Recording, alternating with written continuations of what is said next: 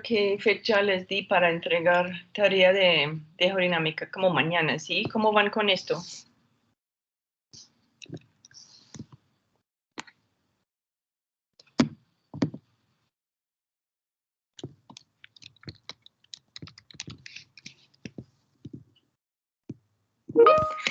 Vaya. Bien. Ok, listo. No, están dormidos. Ok. Entonces, ¿ustedes tienen todavía dudas o van bien?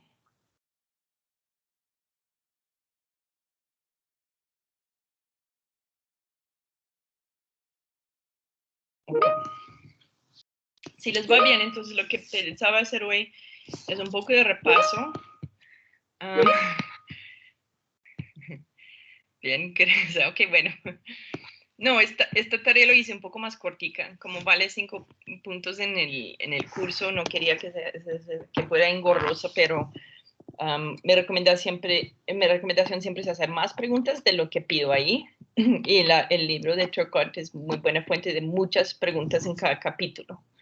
Okay. Realmente en geodinámica uno aprende haciendo esas preguntas, más no escuchándome a mí nomás. Okay. Yo tengo un parcial previo del semestre pasado. Entonces yo se les voy a compartir, pero a ver si puedo. Ok. A ver cómo nos va.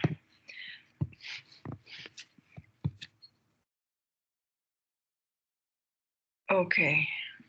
Listo. A ver si puede mejorar el tamaño. Ok. ¿Ustedes pueden ver bien?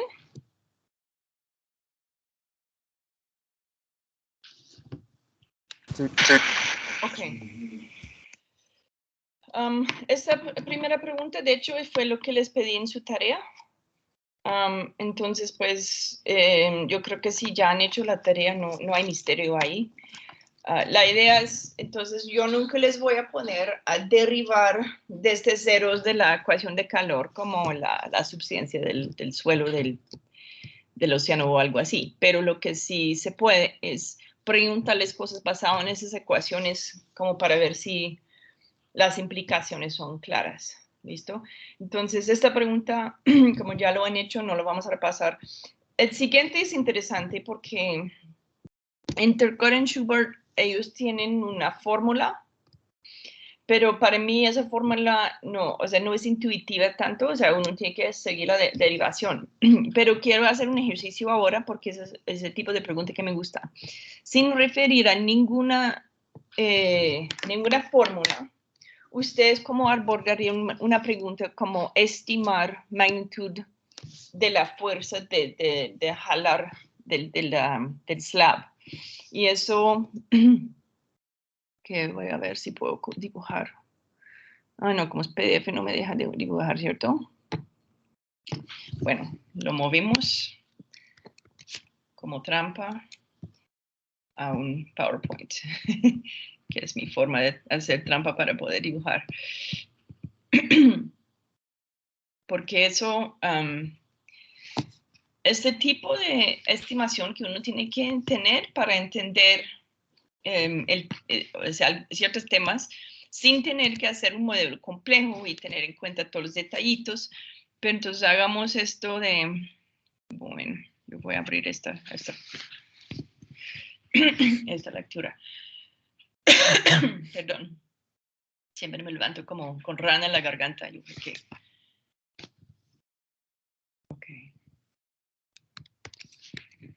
Ok. Ponemos esto aquí. La idea es, yo voy a tener un slab, ¿sí? Y sin saber nada en detalle sobre, digamos, yo no les voy a decir como, pues uno puede tener más o menos ideas de cosas como el parámetro de expansión térmica para saber la densidad relativa entre el slab y el manto. Esos son el tipo de cosas que uno necesita incluir. Entonces hagamos eso. Si yo tengo esto, realmente... ¿Tiene?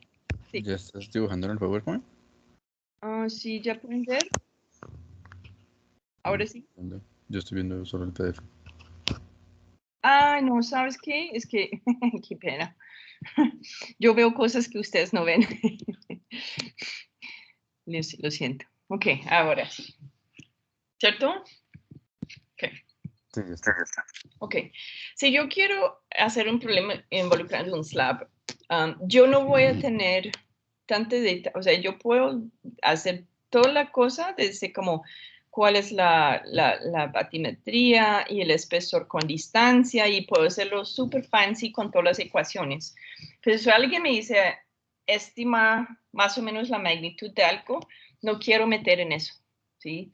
Es en inglés lo que llamamos back of the envelope calculations. Entonces, imagínate tener un slab. ¿Sí? No, es mi dibujo de slab.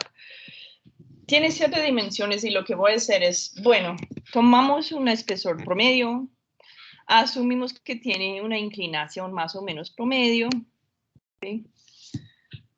Y tratamos así. Entonces, yo puedo decir, ok, la parte que está subduciendo, entonces, es 700 kilómetros. Okay. Es decir, vamos a hacer, si la placa es así y el slab hace eso, mi slab va a ser entonces como una longitud de 700, eso es lo que dice. El ancho, básicamente la dirección horizontal. Si así uno mira toda la costa de Sudamérica, qué tan grande en esta dimensión es ese slab y dice que 4.000 kilómetros. ¿Okay? Ahora tenemos una velocidad. ¿Okay?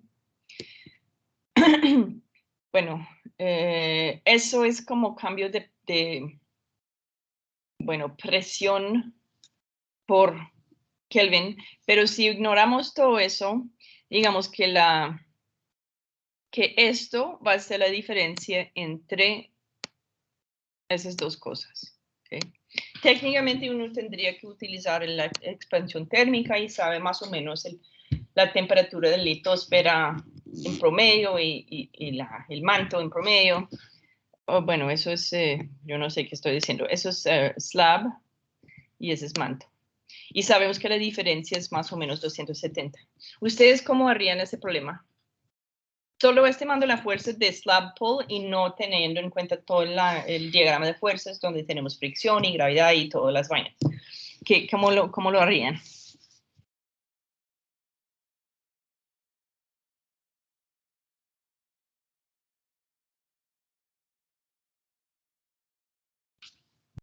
Ideas. ¿Alguien quiere intentarlo?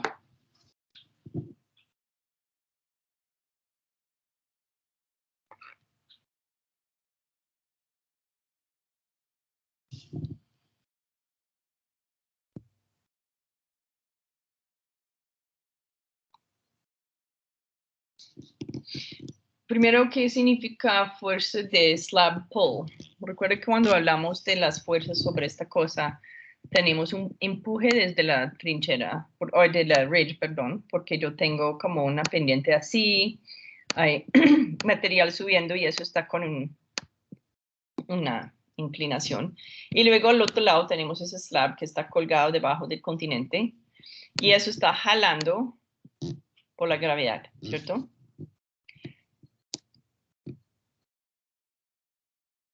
Entonces, dos fuerzas que intentan empujar una subducción. ¿Qué es lo que previene que esa cosa acelerara hasta la infinidad?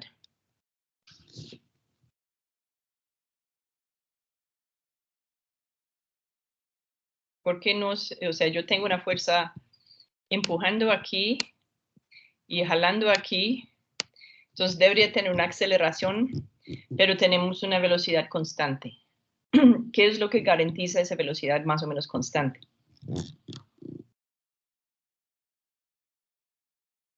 Se me corre la viscosidad del manto. Sí, yo tengo fuerzas o sea, tenemos manta pegada aquí y fuerzas de resistencia viscosa aquí. Lo podemos decir como fricción del manto, pero básicamente son resistencias viscosas. ¿Qué pasa con esas fuerzas viscosas? ¿Recuerdas? Entre más intento mover ese slab, más resistencia da. Eso ustedes lo tienen en la ecuación de movimiento de un fluido viscoso. Si yo intento acelerar más, aumento la cizalla ahí corriendo en el manto, entonces la resistencia aumenta como para siempre alcanzar a cancelar esa fuerza. Entonces no es una casualidad que esas placas tienen velocidades constantes. Sin esa fricción tendríamos velocidades muy locamente acelerando en las placas. Pero las fuerzas así de resistencia que son proporcional a las velocidades, entonces siempre intentan acabar esto. Yo puedo de pronto llegar a un momento donde si pongo muchísima velocidad lo puedo superar y puedo acelerar, pero eso sería mucho. ¿Okay? Básicamente tendría como que romper el manto y tener una fricción ahí que no alcanza a cancelar las fuerzas. ¿Okay? Entonces, la pregunta aquí realmente es, ¿esta fuerza qué es? Más o menos para esa placa. Básicamente la fuerza de gravedad actuando en ese slab, ¿cierto? Entonces, ustedes pueden ir al libro y hay una fórmula todo fancy que depende como del perfil de densidad y del perfil de esto, pero no es necesario hacerlo así. Uno puede como estimar. Y yo digo, bueno, yo voy a asumir un cierto ángulo de subducción y voy a decir que lo que lo lleva hacia abajo es el componente de gravedad en esta dirección. Pues, ¿recuerda esas cosas que hicieron con planos inclinados? Pongo mi cosita así, mi bloquecito. La gravedad es así. Tengo un componente aquí y uno a 90 grados que va aquí. Entonces, básicamente mi slab pull es esto. ¿Cierto? Todas las dimensiones y las densidades son como para ver la masa. Como damos una diferencia en densidad, no necesito como también hacer buoyancia. Lo que voy a asumir es que básicamente es como un bloque de esta densidad cayendo al vacío y lo puedo calcular. ¿Listo? Entonces, a mí me gusta ese tipo de pregunta porque uno tiene que pensar un poco en cuál es la meta aquí y yo quiero saber si esta tiene más fuerza, o sea, que domina eso, por ejemplo, o empuje desde el dorsal. A primerazo, ¿qué piensan? ¿Que domina más el slab pull o el ridge push?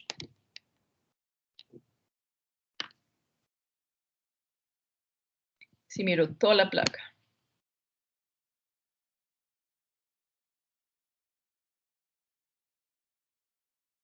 Uy, estoy como dibujando mal. Si ridge push es como esta partecita y el slab pull es esta partecita, ¿cuál cree que puede ser más grande?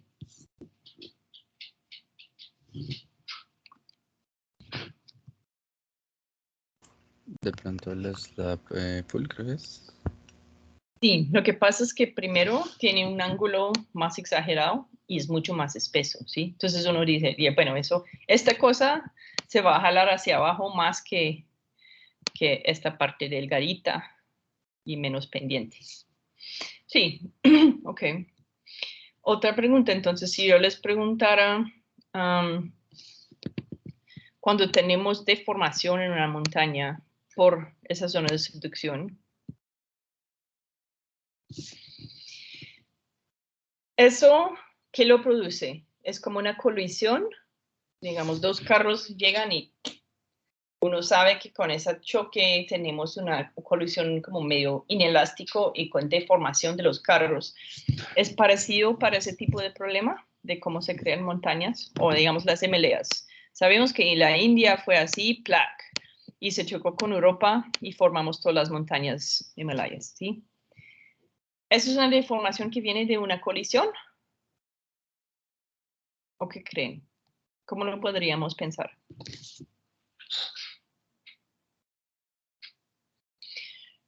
Esta pregunta, dime, usted tiene respuesta. No, iba a decir que más o menos sí, pues con la diferencia de que una colisión es como una fuerza inicial y luego la deformación va como desacelerando todo. En cambio, esto es como una colisión constante, donde las fuerzas, eh, o sea, como si las fuerzas siguen creando movimiento, entonces no es como que los carros tenían una velocidad inicial y la deformación los está desacelerando, sino que Mm, las fuerzas están constantemente ahí ujú. y pues constantemente continúan moviendo las placas para seguir produciendo deformación. Ok, sí, eso es más o menos la idea, gracias, Cristian. Eso, si uno lo piensa, cuando dos carros se chocan, hacen esto, ¿sí? Y hay una deformación o de pronto se pegan, pero ahí queda. Entonces, una colisión es como uno cuando tiene una colisión elástica, por ejemplo, conservamos momento. Cuando es inelástico, pues se pierde el momento, pero o yo puedo como, o sea, cada carro se choca. Si son dos iguales, se hacen boom y ya el momento total va a cero, pero como uno se acuerda que había un momento hacia aquí, más momento así y boom, la energía cinética, si es elástica, tiene que conservarse porque es elástica y hace boom y yo voy a seguir con velocidades como que depende de las masas, pero el total es igual, conserva energía. Pero si choco y deformo en una colisión, parte de la energía se pierde y se convierte en deformación. Entonces, en los carros, yo tengo energía cinética grande, hay un crash y la energía cinética va a cero y que se convierte en deformación y ruido y calor. Si yo miro los continentes, como lo que dice Cristian, eso no es un choque, sino que imagínate empezar con dos carros tocándose y cada uno empieza a poner muy fuerte el motor. ¿Sí? Entonces, ¿cómo puedo saber si realmente el momento del continente India chocando a Europa contribuyó a algo? Necesitaría básicamente hacer el cálculo de las energías cinéticas y de las energías y del momento para ver si eso es viable o no. En el caso de un continente, sí tiene mucho momento porque tiene mucha masa, pero piensa en la energía cinética. Si yo voy a 3 centímetros por año, puede ser que la masa es muy grande y sabemos que la energía es proporcional a la masa, pero es por la velocidad cuadrada. Entonces, cuando llega, imagínate la cantidad de energía cinética que tendría que tener ese continente para formar las Himalayas y no alcanza ni cerca. Entonces, lo que dice Christian es muy cierto, yo siempre estoy invirtiendo más y más fuerza, o sea, yo sigo y sigo empujando contra Europa. Entonces, no es la energía original de una colisión, sino una fuerza constante que deforma el continente. ¿Okay? Entonces, eso, la parte de fuerzas, yo creo que en el parcial nosotros repasamos eso muy brevemente y lo que quiero es retomar el tema un poco al fin de curso cuando incluimos todas las cosas que afectan las placas y eso, pero eso para hacerles pensar un poco en cómo puedo analizar qué está pasando con esas placas. Esto fue una pregunta del parcial anterior, lo de la slab push, ¿okay? Pero lo que estábamos haciendo en el nuevo, nuevo desde el último parcial, era la parte de calor y de fluidos. ¿Okay? Entonces voy a poner un ejemplo. Pues es que muchos fluidos. Empecemos con fluidos entonces. Es que la siguiente pregunta es sobre fluidos. Ok, hagamos este. Esta pregunta me gusta.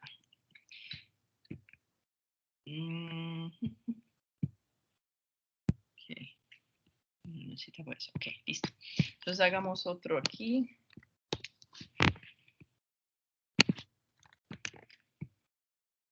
Ay, ay, ay. Ok.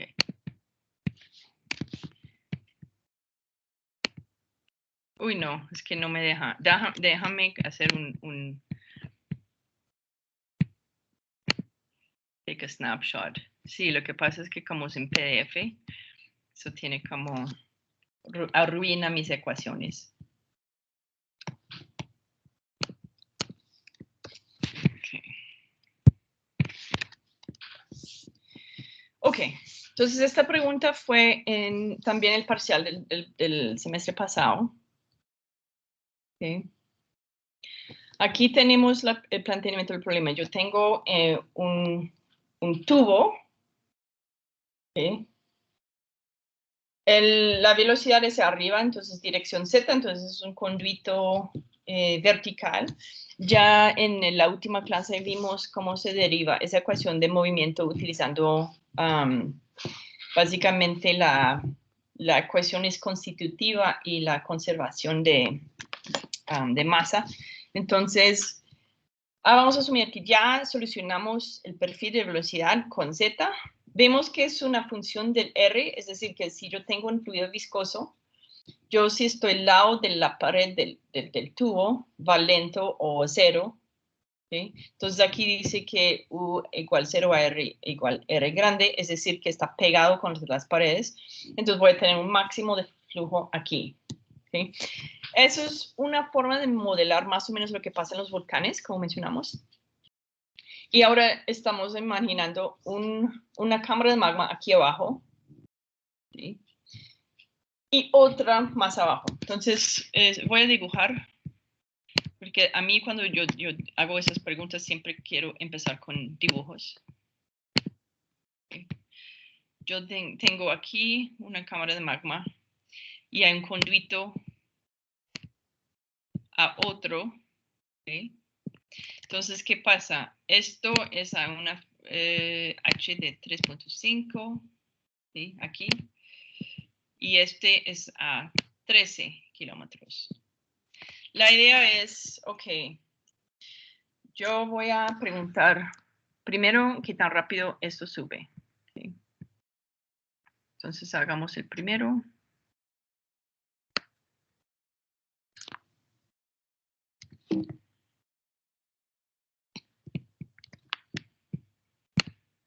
Ok. Yo voy a poner un valor al R grande, 2 metros. Y yo voy a poner un valor al mu, a viscosidad. De hecho, ustedes como otro punto, yo les cuento que esta cosa de viscosidad, en algunas partes los llaman así con el mu y otras partes con un eta. Casi siempre esas cosas significan viscosidad dinámica. Recuerde que yo puedo definir algo que es viscosidad cinemática, donde básicamente estoy dividiendo eso por la densidad. ¿Okay? Pero si yo veo esto o esto, estoy hablando de la viscosidad normalito en Pascal segundos. Entonces, aquí imagínate, yo tengo esta viscosidad, mi fluido. Mi R es 2 metros. ¿Qué tengo que hacer? Calcular el tiempo para subir desde aquí abajo a 13.5 a 3.5. ¿Okay? Obviamente los que están en la pared nunca llegan y los que llegan están en la mitad del tubo, llegan primero. Entonces la pregunta es, asumemos que es promedio la velocidad. Entonces, ¿qué tengo que hacer primero?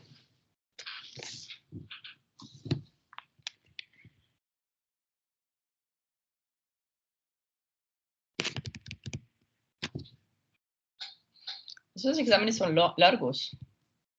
En ese examen del semestre pasado hay como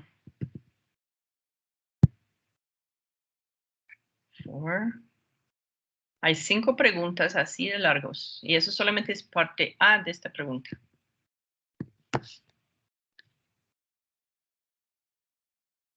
Ok, ¿dónde empiezan? ¿Ustedes quieren como comprobarlo en la casa?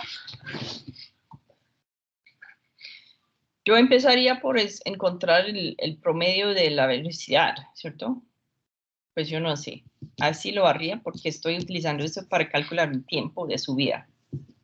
Y para hacer eso necesito la distancia y la velocidad. Entonces, ¿la velocidad cuál es? Promedio.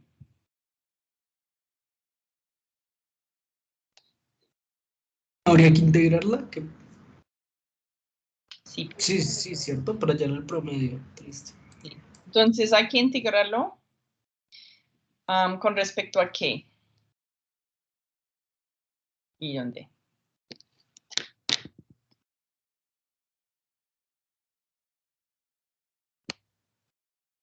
Tengo mi tubo. Bueno, soy malísima para dibujar tubos. Okay, ese tubo tiene un radio de R. Tiene un perfil de velocidad que va como así. Y yo quiero ver el promedio en ese tubo de la velocidad. ¿Qué hago? Yo creo que es muy chiquita. Sí, Martín también lo dijo. ¿Es muy chiquita? No, es decir, integro con respecto a R chiquita, a R minúscula. Entonces, integro esta cosa, ¿sí? Ok. Y lo integro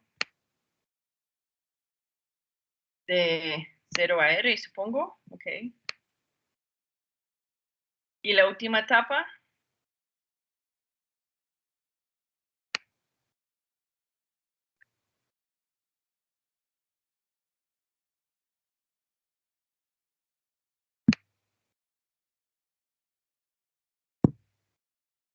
¿Cierto? Sí, entre R. Ok. Entonces, hay que hacer esa integral. Es como algo sencillo porque son cuadrados. Yo lo que estoy siempre asumiendo es que el dp por dx, o sea, el gradiente de presión es constante, que en un fluido sí es, ¿sí? O sea, la presión aumenta con profundidad, pero el gradiente es constante. Entonces hago esa integración y ya voy a tener un promedio valor de mi U, que también va a ser, ahora va a depender de esto, o sea, ya quité la dependencia de R, va a ser como un valor constante para subir el tubo. Yo voy a tener entonces una distancia. Entonces el tiempo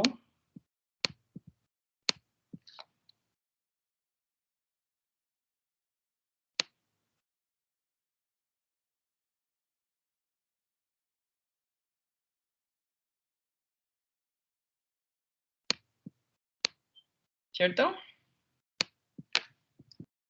Oops. Sí. Ok. ¿Y la distancia serían los 2 metros?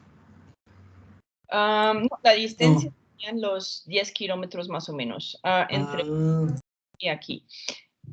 Hay algo que falta, que tenemos que eso va a salir así, ¿cierto? No lo podemos dejar. Ese dp por dx, ¿qué es? Esa es la parte difícil. Sí, estamos asumiendo que hay una velocidad, bueno, déjame hacerlo más grande porque es chiquito para mí. Yo tengo me deja dibujar, sí, ok. Voy a poner en rojo. Yo quiero que un fluido llegue desde esta profundidad, okay, a esta profundidad, okay, y yo tengo una velocidad promedio. ¿Okay? Entonces se vuelve un problema sencillo donde el tiempo es esa distancia dividido por la velocidad promedio. Pero en mi ecuación para la velocidad promedio quedó esta cosita molesta ahí. ¿Qué hago con eso?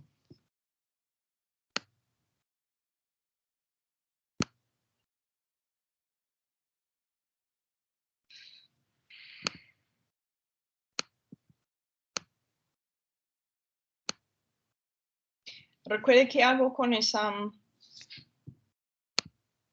problemita.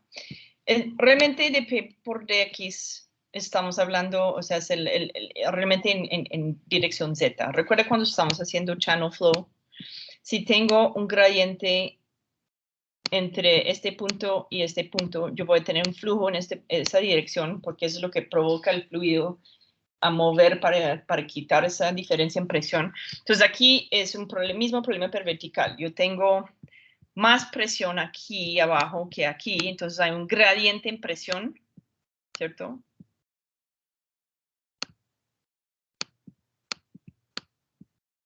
Recuerde eso. Entonces, ¿la gradiente cuál es? Eso es solamente aquí. Pero, ¿qué pongo para el rho? ¿Qué es lo que promueve ese fluido a mover? ¿Es realmente el contraste de densidad aquí, o sea, la diferencia en presión? Porque si fuera completamente un fluido con la misma densidad, no tendría flujo, a pesar de tener eso. Lo que pasa es que no hay ninguna parte de ese fluido que iría a ningún lado, ¿sí? Entonces, para que ese volcán tenga flujo, necesito que la presión afuera sea más que la presión aquí, entonces que eso subiría para como, o sea, el intento es colapsar mi tubo. Por eso cuando pongo un pozo, la presión afuera, o sea, la presión adentro puede ser como 0 y afuera puede ser gigapascal. Entonces, ¿cierto? Lo que pasa es, entonces hay un empuje aquí que hace que quieras subir la que es menos densa. ¿Okay? Si fuera de revés y esta cosa fuera como más pesado, quedaría ahí, porque yo tendría un vaso de agua, ¿ok? Donde eso no tiene presión, eso sí tiene presión, quedaría ahí para siempre. Pero si eso está empujando y yo meto mi vaso en agua en algo muy pesado, eso va a provocar un movimiento hacia arriba, ¿ok? Entonces lo que pasa es que lo que provoca flujo aquí es su diferencia en densidad entre este y este. Entonces mi gradiente de presión termina siendo la diferencia de presión por la gravedad. ¿Sí? Entonces eso está bien porque la gradiente en presión es igual, o sea, es constante. Como la presión varía con Z, pero la gradiente es constante. Y la gradiente importante en este caso es cuánta presión sobra afuera comparado con adentro para provocar ese fluido. Si no, tendríamos una condición hidrostática. Entonces tomo esa, digamos, déficit de presión aquí. El gradiente en eso provoca el movimiento. ¿Sí? El déficit, como si eso es la gradiente de presión que aumenta por este lado. ¿Sí? Yo voy a ir donde hay menos presión y sube. ¿Okay? Entonces tengo que sustituir esto también, pero ya lo tenemos en 250, ya sabemos la gravedad y se puede solucionar. ¿Ustedes tienen dudas? Sí, no entendí esa parte. O sea, mejor dicho, la velocidad se supone que, o sea, si la presión es como ahí función de la profundidad, ¿cierto? Sí. Pues esa velocidad promedio también sería una función de la profundidad ahí, ¿cierto? Parecen, O- pero o- recuerde que como un fluido se comporta, no,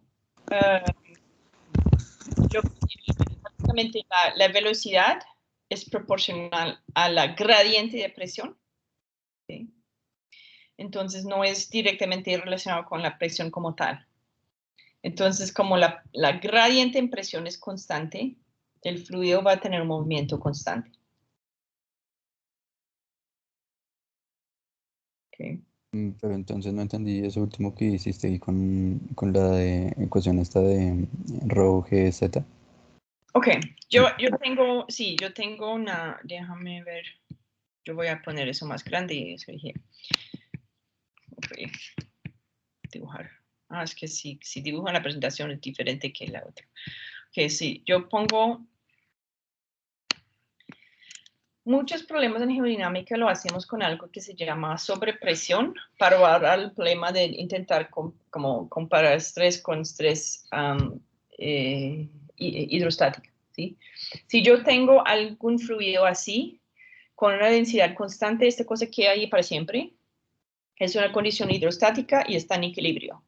Lo que pasa es que, recuerda, si pongo cosas adentro que son más o menos densos, yo voy a provocar un flujo porque la presión ahora dentro del objeto y afuera del objeto son diferentes, básicamente. ¿Sí? Lo hicimos con el tema de buoyancia de un objeto, un coso, digamos, un cubo de hielo.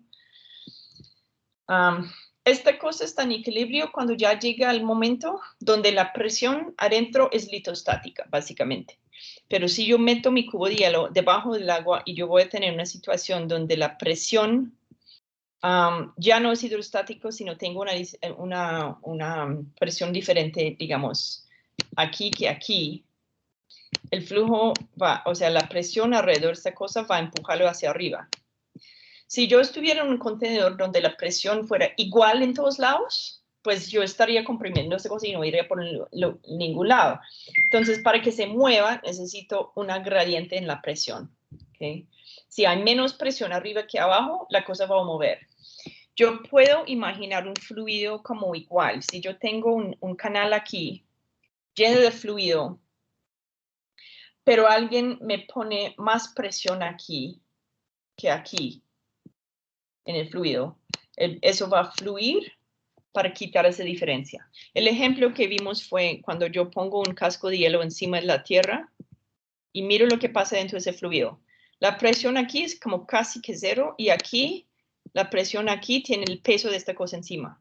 Entonces, ¿qué va a pasar? Yo voy a hacer un flujo y eventualmente yo voy a llegar a un equilibrio isostático donde vuelvo a tener condiciones hidrostáticas aquí en el, ¿sí? O sea, la presión va a ser como simplemente sin gradientes, o sea, sin diferencias laterales, ¿ok?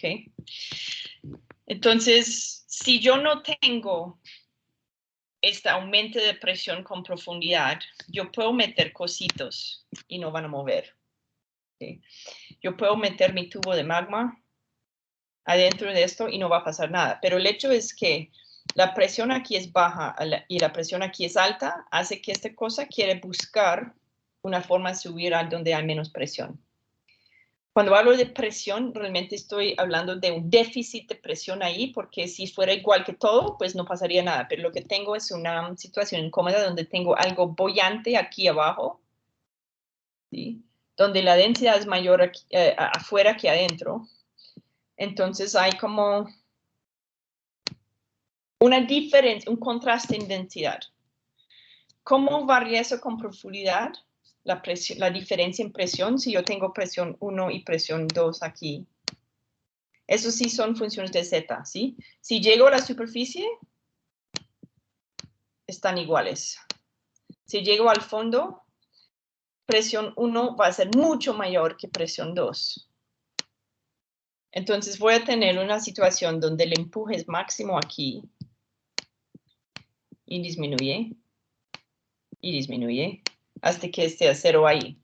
Entonces, para quitar esa diferencial, lo que hace es que el fluido se mueve, el tubo técnicamente se colapsa y ya se equilibra. Pero lo importante es la gradiente en presión, ¿sí? Y la gradiente de presión o sobrepresión va a ser eso. ¿Sí? Pero la gradiente, entonces solamente va a ser estas cosas. Delta rho por G. Es decir, es constante. ¿Sí?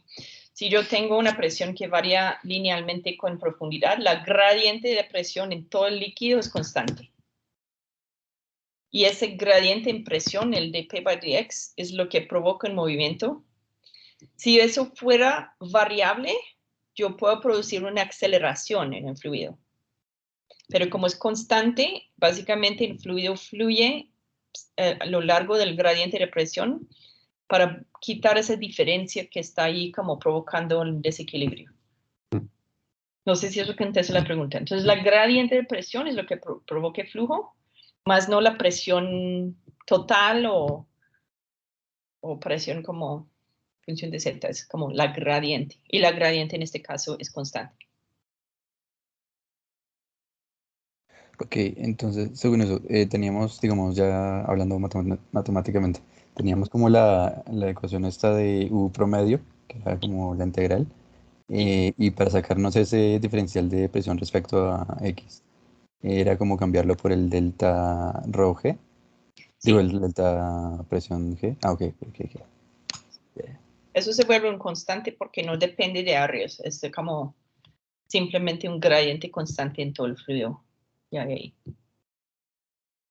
Entonces el magma mueve porque el gradiente de presión es constante que le mueve hacia arriba. La presión es menor ahí y mayor ahí. Entonces va por la dirección de baja presión. Eso aplica, yo creo que ustedes hace rato en Geociencias vieron eso, que yo si quiero provocar un viento, bajo la presión aquí y llega el viento así de otros lugares donde hay alta presión.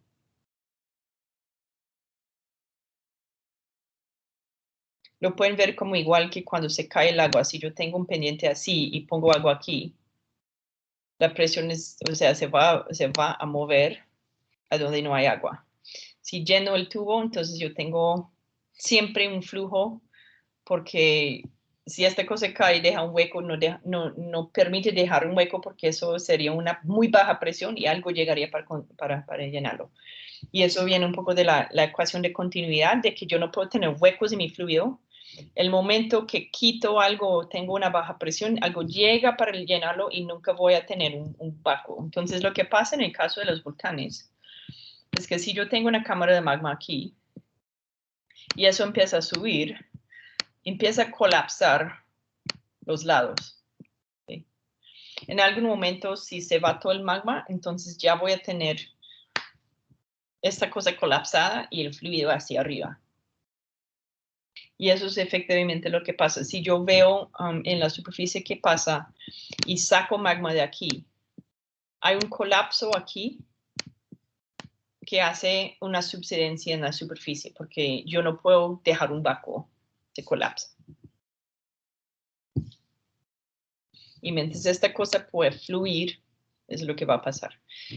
En algo sólido es un poco diferente. Ustedes, como si yo hago un pozo de alta profundidad, yo pongo cosas como que refuerza esto, no sé, barritas o no sé qué pongo ahí, que puede como sostener las paredes.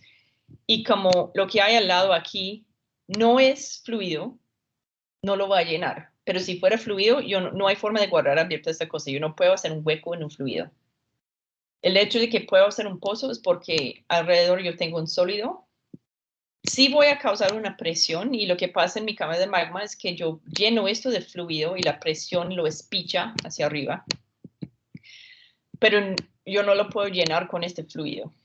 Lo que puedo hacer si supero mucho esa sobrepresión es colapsar el pozo, y es por eso que no podemos hacer pozos muy profundos. Pero sí, los fluidos no permiten un hueco, entonces donde se mueven algo, se llena con algo que viene de atrás. Y de hecho, si yo tengo una cosa donde, no sé si ustedes han intentado esos experimentos, ustedes han sacado un pitillo, no tengo un pitillo. Si pueden llenar un pitillo cuando estás bebiendo algo la próxima vez, tapa el pitillo con el fluido de adentro y saca el pitillo. ¿Se cae todo? Pruébalo. No, siempre se queda ahí el fluido. Exactamente, queda. Entonces lo que pasa es que el fluido quiere caer por la gravedad, pero si cae, estoy creando un vacuo aquí, donde la diferencia en presión puede ser como hasta superar la gradiente de presión por la gravedad, y puede quedar, porque no quiere dejar un hueco, porque eso va a ser, uno puede crear una situación de vacuo allá donde hay cero presión, y eso es poderoso. O sea, así funciona su aspirador, ¿no? Que es que como crea una presión muy baja y chupa todo lo que hay alrededor, porque no aguanta ese vacuo de presión, porque todo va a fluir hacia allí. ¿Okay? Entonces, hace esa cosa con el pitillo para convencerles que realmente no puedo crear ni huecos ni fluido. Si hay un hueco, él va a fluir. Y de hecho, así es el principio de que, como si quiero robarle la gasolina a mis vecinos, nunca intenten eso en la casa, por favor. ¿Ustedes saben cómo hacerlo? O sea, ¿cómo puedo hacerlo cuando yo inicialmente necesito una subida del fluido? O sea, parece que uno tiene que como bombearlo. No, lo que hay que poner es aquí el tanque de gasolina, aquí mi vaso. Yo pongo el tubo.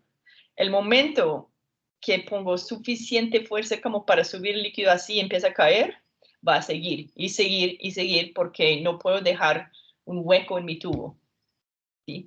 Entonces el fluido sube y baja a mi contenedor, y yo le robo la gasolina a mi vecino.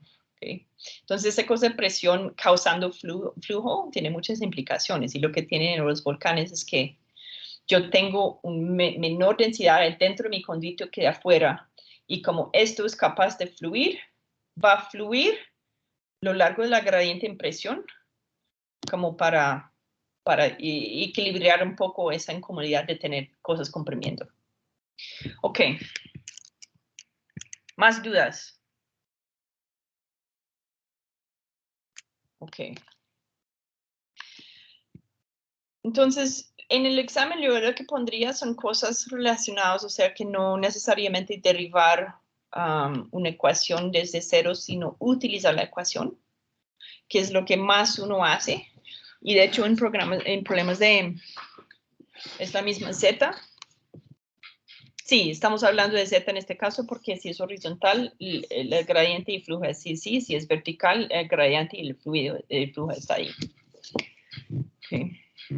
Si yo tengo también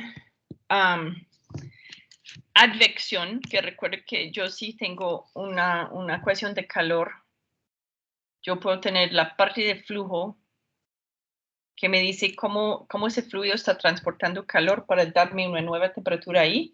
Tendría que acoplar esa cosa de fluido con calor. ¿Listo? Yo voy a hacer un ejemplo ahora de flujo de calor. Okay. Yo tengo una capa así de corteza y yo quiero calcular. Yo tengo un flujo de calor en la superficie de, no sé, 20 watts por milímetro cuadrado. Okay. Y yo tengo una temperatura de 0.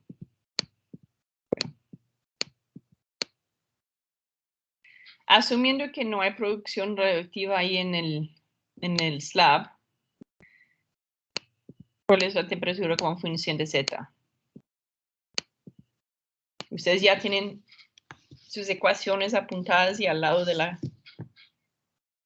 escritorio.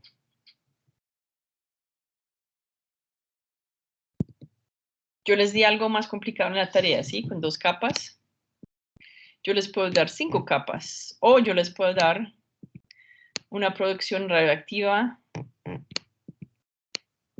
que es función de Z. ¿Sí? O exponencial.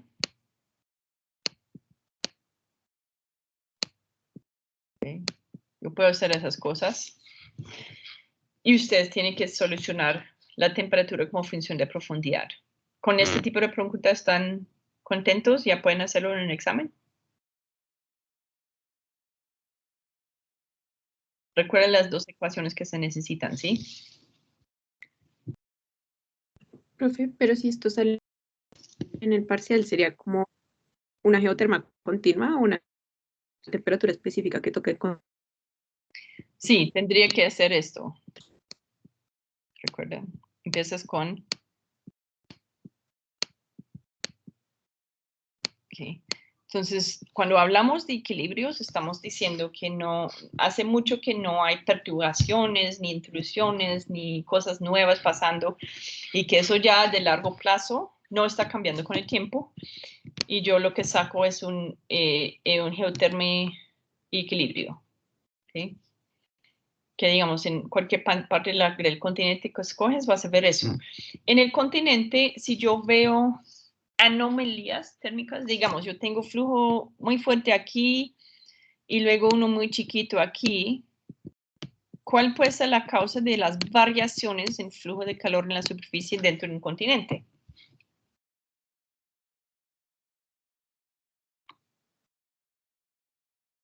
¿Solo en la superficie? ¿La qué? Perdón. ¿Solo en la superficie?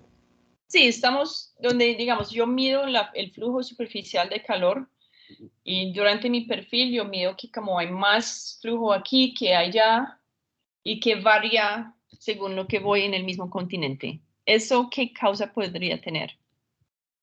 O causas, porque probablemente hay varias posibilidades.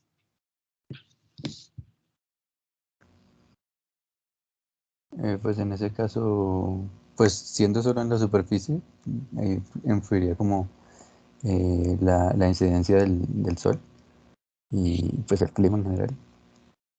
Eso es muy O sea, como la interesante. temperatura superficial Ok. solamente. Para la temperatura superficial, sí. Ustedes pueden estimar cuánto flujo de calor está llegando a la superficie desde el sol y compararlo al flujo de calor que viene de la Tierra. ¿Cómo lo harían?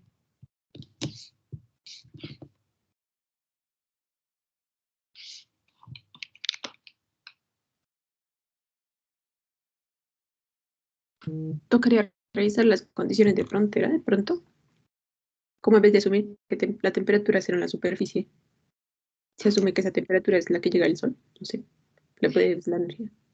Sí, Laura, es un muy buen punto porque lo que pasa es que mi temperatura no es cero absoluto afuera de la Tierra, ¿cierto? Yo tengo esa capa de atmósfera con una temperatura agradable y eso es debido al sol, ¿cierto? Pero yo tengo una pregunta entonces. Yo puedo, primero, yo puedo calcular más o menos la energía que llega al sol a la superficie de la Tierra, eso no hay problema. Entonces te pregunto, si yo apagara el sol, ¿puedo sobrevivir con este flujo geotérmico ahí con temperaturas agradables?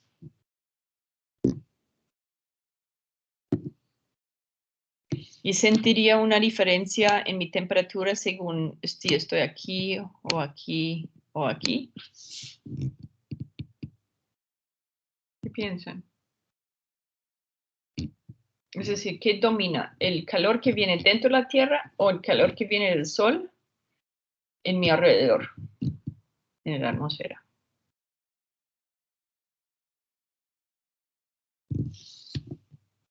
El sol, la Sí, atmósfera del sol. exactamente. Entonces, imagínate todo el calor interno de la Tierra que mueve las placas tectónicas. Lo que sale de la superficie en términos de flujo de calor no es suficiente para sostener la vida. Si yo quiero tener una temperatura agradable, necesito toda esa energía del sol metida para tener una temperatura agradable.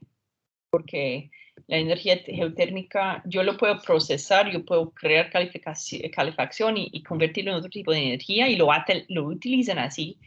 Pero si lo dejo ahí nomás, yo no me puedo como arrunchar en una zona donde hay mucho flujo de calor del fondo de la corteza para calentarme. O sea, por eso yo cuando camino no noto diferencias en flujos de la superficie, me toca medirlos porque son minúsculas.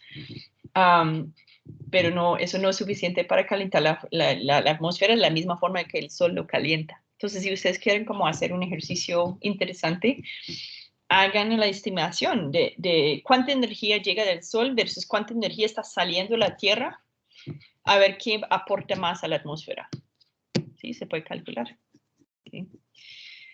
En términos de lo que está saliendo de la Tierra, recuerde que eso viene de gradientes en temperatura, ¿sí? Si, el mismo que si una gradiente de presión provoca un flujo de fluidos, una gradiente en temperaturas provoca un flujo de calor. ¿Sí? Las ecuaciones son un poco diferentes, pero es el mismo principio. ¿Sí? Yo puedo hasta calcular difusividades de agua en flujo porosos para ver qué tan rápido fluye y cuál que hago con la difusividad de calor para ver el flujo de conducción. ¿Sí? Y siempre son gradientes que son importantes en este caso. Entonces aquí recuerde que el flujo es proporcional a y negativo porque el flujo va a ser contrario en este caso del gradiente.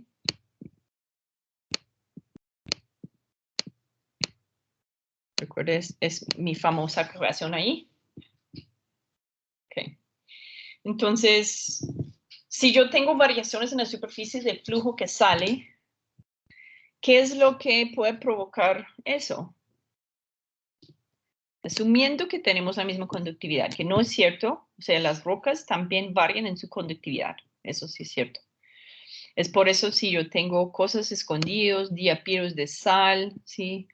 Estructuras, contrastes entre roca sedimentaria y ígnea, yo puedo tener variaciones en eso que producen diferentes flujos de calor.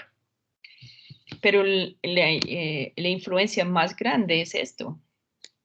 Entonces, mi corteza va a ser así y yo tengo ese perfil de la corteza. ¿Okay? ¿Dónde voy a tener más flujo en la superficie? En esta corteza. Aquí, aquí o aquí. ¿Qué piensan?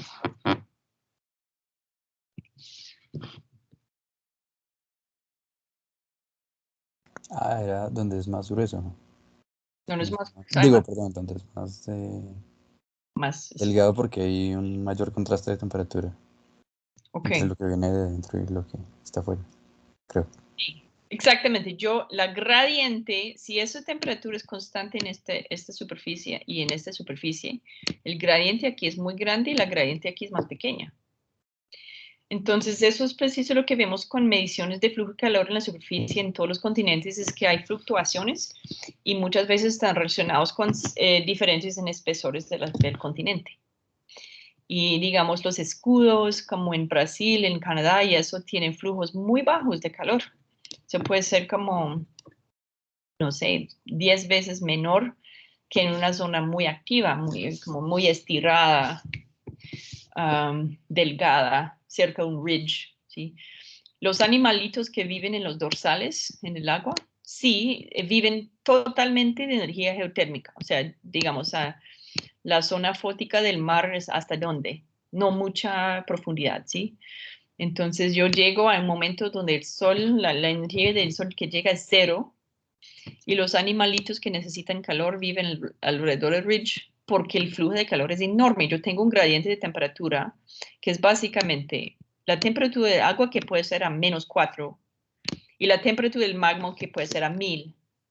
Pues mi gradiente es enorme. Yo tengo un flujo de calor aquí impresionante que hace hervir partes del agua y los bichitos que necesitan ese color viven alrededor.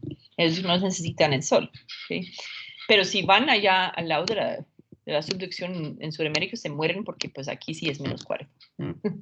Y el flujo que viene de aquí, pues ese gradiente, si yo tengo un espesor de 100 kilómetros para llegar a la misma temperatura que tengo aquí en la superficie, pues la gradiente es menor. Entonces está fría. ¿Okay? Eso para tener en cuenta en esos problemas de flujo de calor tiene implicaciones por lo que vemos en la superficie y vinculada a las razones de lo que está pasando abajo. La otra situación es que yo puedo tener en esa corteza una intrusión. ¿Sí? Mira el ejemplo de Yellowstone, donde tengo un hotspot aquí, donde hay una cámara de magma, no sé, a 5 o 10 kilómetros. Está muy cerca de la superficie. El flujo de calor aquí es muy grande. ¿Sí?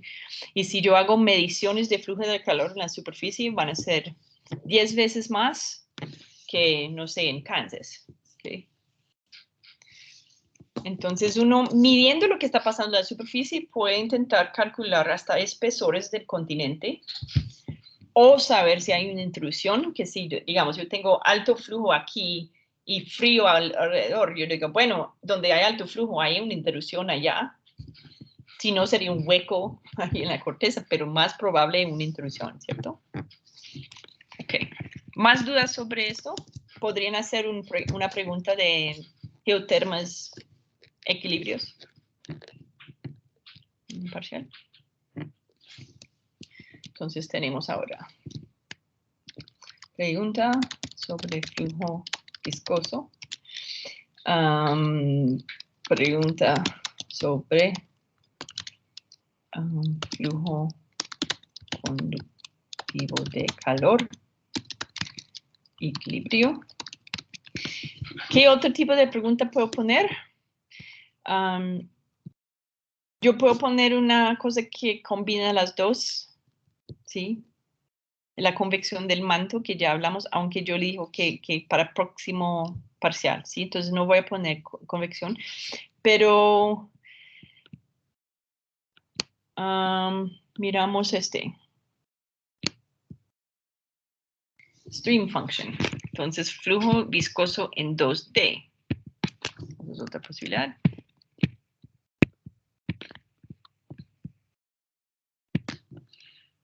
Voy a poner una diapositiva así. ¿Okay? Yo les puedo dar una ecuación para movimiento de fluidos en 2 dimensiones y recuerde que ahí yo puedo producir algo que se llama el stream function. El stream function sigue las líneas de movimiento de los fluidos y está relacionado con la gradiente en velocidades. O sea, que yo tengo, gradientes en el stream function me da una velocidad de flujo y la definición en coordenadas cartesianas era que Ux tenía que ver con gradiente del stream function en Y y de lo contrario en negativo. Si lo convierto en coordenadas cilíndricos, yo puedo hacerlo como en un tubo. Flujo en esta dirección está relacionado con el gradiente de stream function en dirección R y flujo en dirección R está relacionado con gradiente de stream function así. Y yo puedo calcular, recuerde que flujo de volumen de fluido entre un punto y otro en ese fluido de 2 dimensiones con esto. Yo puedo hacer stream function 3D. Eso lo complica más y yo voy a tener volúmenes de flujo como por áreas. No llegamos a ese punto. Sería importante si uno quiere hacer modelos de 3D de la Tierra de convección, por ejemplo, con celdas cuadradas, o sea, con más dimensiones. Pero ustedes van a ver que casi todos los problemas geodinámicos se solucionan en 2 dimensiones. ¿Sí? Porque uno puede asumir que hay una infinidad donde está paralelo como un trozo de pan, ¿sí? Que igual, o que se puede resolver en una cosa cilíndrica que tiene una simetría en R para problemas más circulares, digamos un cámara de magma que es un silo y no una línea. Yo puedo solucionarlo con 2 dimensiones. ¿Okay? Entonces aquí un ejemplo donde tengo algo redonda y que puede tener flujo hacia dirección R o puede ser dirección del cilindro. ¿Okay? ¿Cómo puedo calcular el flujo entre el borde y el centro con eso? Entonces, el problema que hicimos con el volcán era flujo en una dirección porque fue un problema de una dimensión donde hay una gradiente de presión solamente así, entonces hay flujo solamente así, pero eso no es la única posibilidad. Yo puedo tener un tubo grande donde hay flujo así y flujo así. ¿Sí? Entonces, ¿cómo puedo calcular la tasa de flujo entre la pared y el R? ¿Ustedes recuerdan cómo se puede hacer? Déjame ver. Yo voy a hacerlo grande porque las anotaciones son diferentes que el dibujo. Okay. Tengo un tubo así que tiene flujo en todas las direcciones. ¿Sí? Eso es R. La pregunta es si quiero ver flujo desde punto A y punto B. ¿Qué necesito hacer?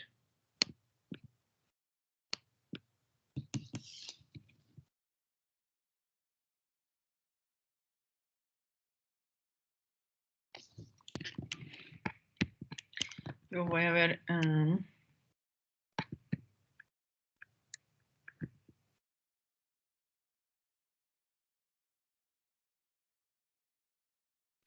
Recuerden que si yo tengo si hago la integración de la stream function, yo puedo ver cuánto flujo pasa por una línea de 2 puntos. Entonces, hagamos una cosa. Hago mi línea. La stream function puede estar como así. Yo puedo tener más velocidad aquí. Yo puedo tener velocidad en 2 direcciones. Puede ser una cosa todo complicada. Entonces, ¿cómo puedo calcular cuánto está pasando la línea que junten esas 2 cosas por segundo? Aún si va así o en círculos. necesito integrar el stream function entre aquí y aquí. ¿Okay? ¿Por qué? Porque el stream function me dice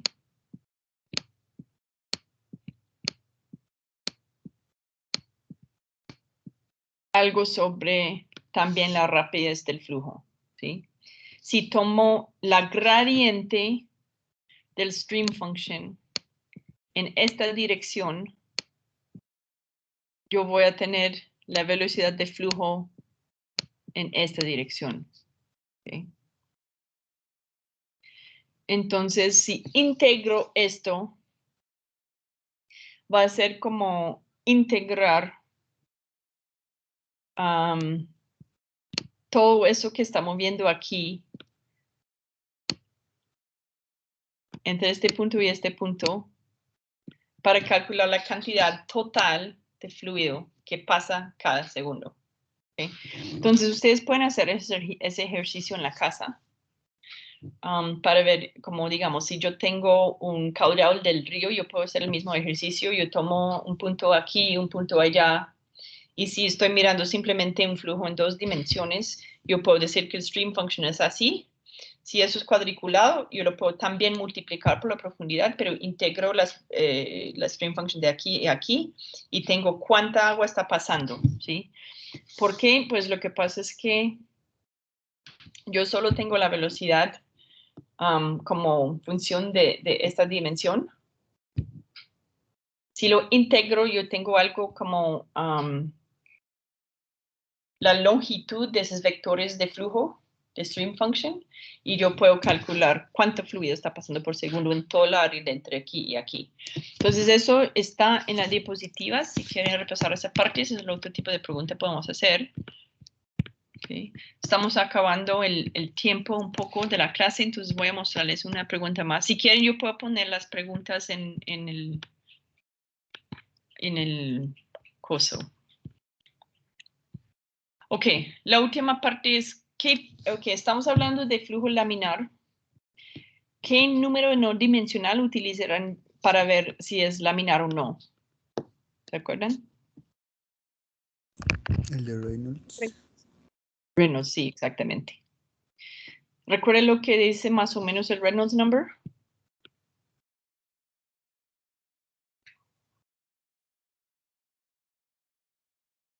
¿Qué es lo que dice?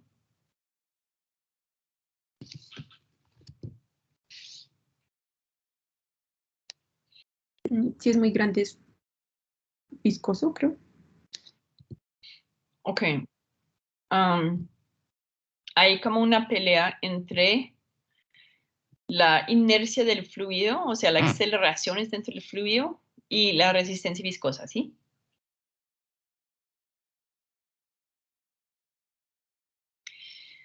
Si yo tengo uno muy grande, ¿qué significa? Que voy a tener mucho momento, muchas aceleraciones y la viscosidad no es suficiente para relentarlos, entonces un Reynolds number grande me puede dar flujo turbulento. Hay una parte que depende de dimensión, ¿ok?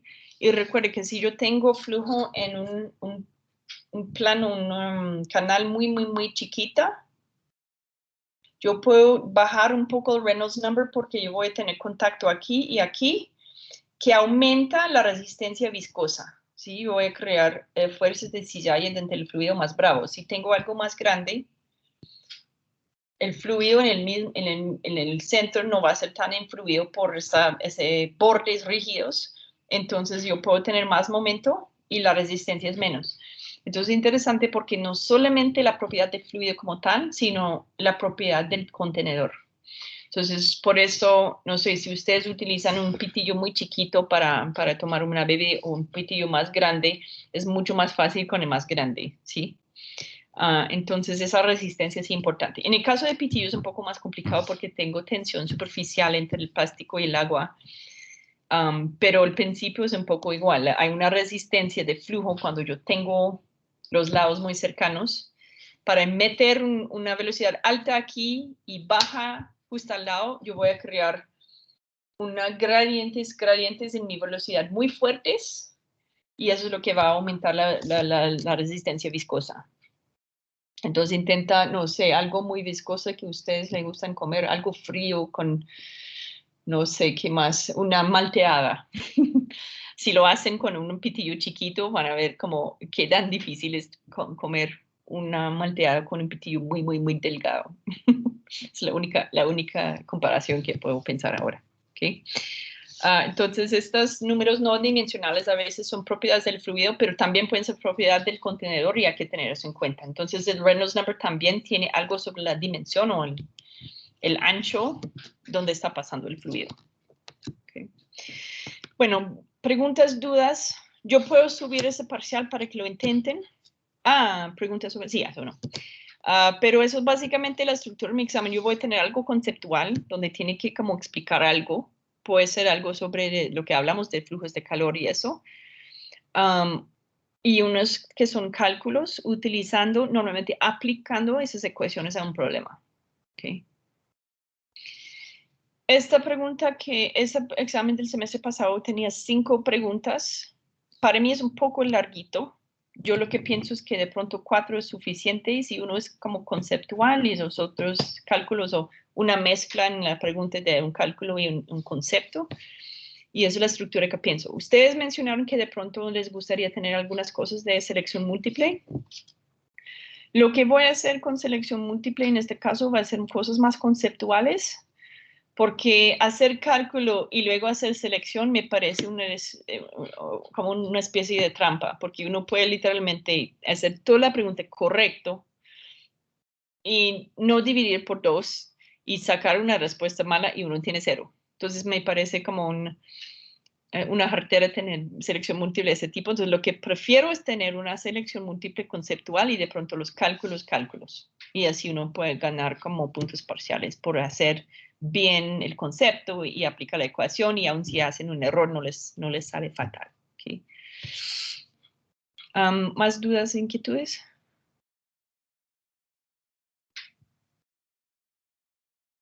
Ok, yo sé que algunos tenían preguntas sobre el anterior parcial y si quieren mañana yo tengo en la tarde, como más o menos a las 3, ya tengo una cita con el estudiante, pero puede ser como un poco después. Yo tengo otra reunión a las 4, pero me escriben si tienen preguntas sobre el anterior parcial, porque me gustaría que se solucionen sus dudas antes de llegar a la segunda parcial para entender cómo es la dinámica y cómo califico y esas cosas. ¿Listo?